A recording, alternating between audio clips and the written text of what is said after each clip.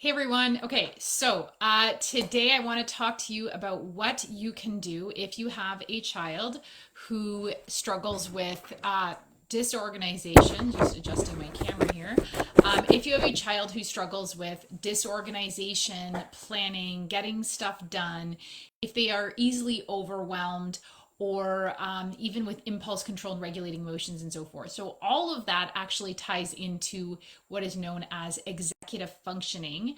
Some parents are aware of that term, especially if they have a diagnosis. A lot of kids with ADHD and learning disabilities have this in their psychoed evaluation in terms of where are the areas of breakdown.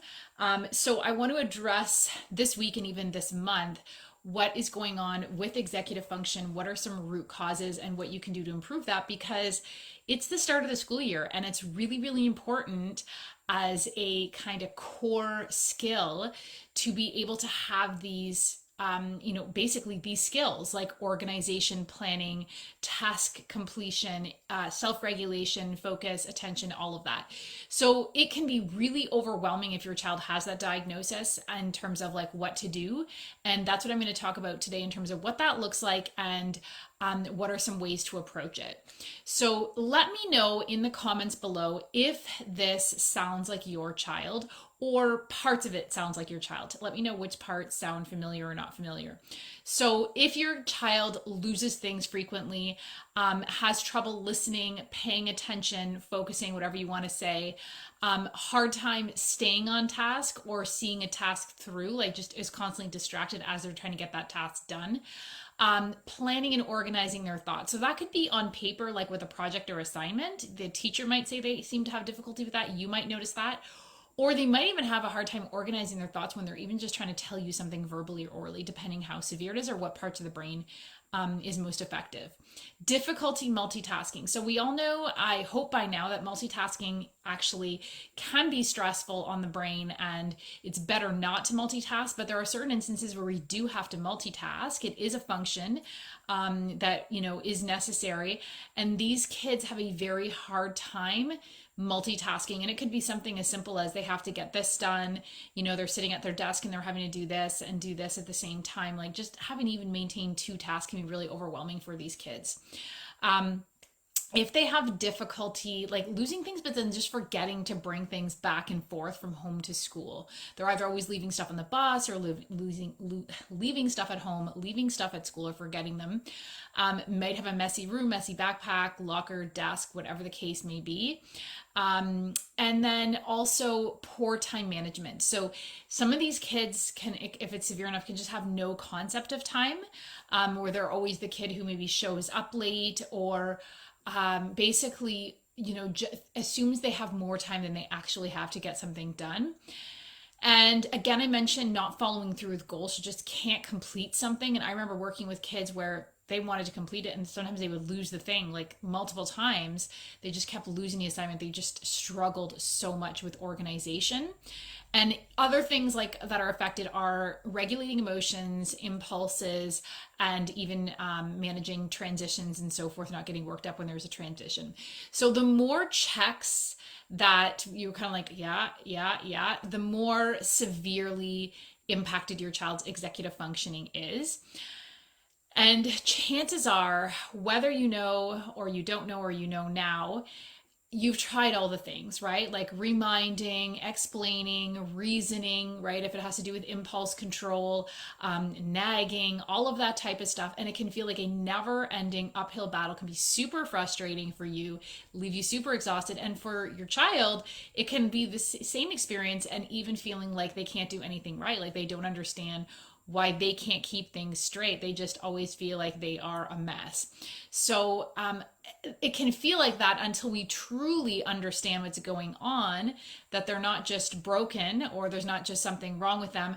And I also want to say that it's not just part of their personality. It's not just a quirk. So I hear that a lot where people say, well, that's just, it's just a disorganized person, or she's just quirky, or, everything's a mess. For sure, not everyone is super organized. We have different, there's like a spectrum to that. But when it starts impacting a child's ability to be successful in school, which is really what happens when there's true executive functioning breakdown, then, this is something that can be addressed. It has to do with brain disorganization, connectivity, even possible biochemical factors I'm going to talk about in a minute that you absolutely want to address. It's ultimately signs of an overall imbalance, and it's a nudge to focus on strengthening those weak connections. So it's really important to understand, as I mentioned, kids with learning and behavior issues often have executive functioning issues. Executive functioning impacts two very specific areas that are crucial to learning success. So number one is emotional regulation, and number two is organization. And so when executive functioning is weak, basically these kids are going to struggle with all of those things, like impulse control, planning, memorizing, organization, attention, focus, and motivation. And there are some ways that you can improve that. To put it simply, the four areas that I really look at when we want to work on that is number one, always nutrition. And the first place I start with nutrition is blood sugar regulation, because that's really going to help with that component related to emotional regulation, whether it's with transitions, managing impulses, focus, attention, all of that type of stuff. So you want to make sure you are, stabilizing your child's blood sugar levels. So I'm going to talk about more this week. And then also looking into nutrient deficiencies. There are certain nutrients like zinc, B6, and so forth that are really, really crucial to executive functioning. And so you want to make sure that your child doesn't have deficiencies. If they do have picky eating, you want to dig deeper into the root cause of that. That's a whole other thing. Very, very common with a lot of the clients that are in my program. And that's what we work towards addressing as one of the first things, because we can't truly get a child in a much better spot until we improve their eating. Number two is the second thing you want to look at is sleep and sleep quality, because two things. Sleep is going to, number one, sleep is going to, if there's not enough sleep, your child's blood sugar is going to be thrown off. The other thing connected to regulating blood sugar that is related to lifestyle but not food is exercise. So exercise also helps to make our cells more sensitive to insulin and therefore prevent blood sugar crashes and so forth. And a lot of us think this only happens with adults, but a ton of our kids who struggle with learning and behavior have blood sugar imbalances. And once we stabilize those blood sugar levels, their focus, their concentration, their memory, their behavior, mood, all that type of stuff can really improve. Third thing that I look at is identifying, number one, and then correcting any weak connections like retained primitive reflexes, all of that type of stuff.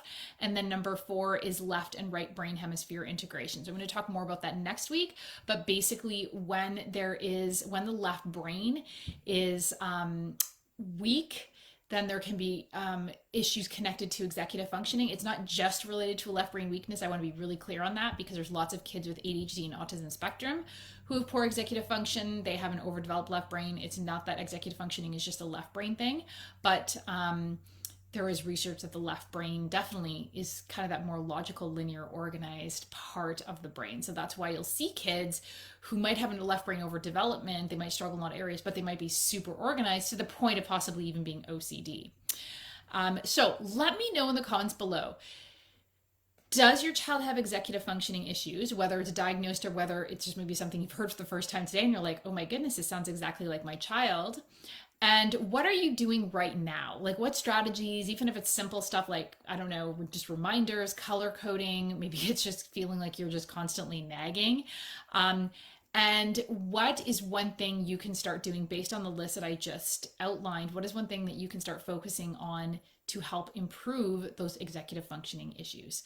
So also, if you haven't grabbed my Laser Focus Learner Starter Kit, link will be in the comments below. I'll post that after this video, and grab that, because those are some exercises to get you started with getting your child in a more calm, focused, and clear state so they are better able to learn and self-regulate their emotions.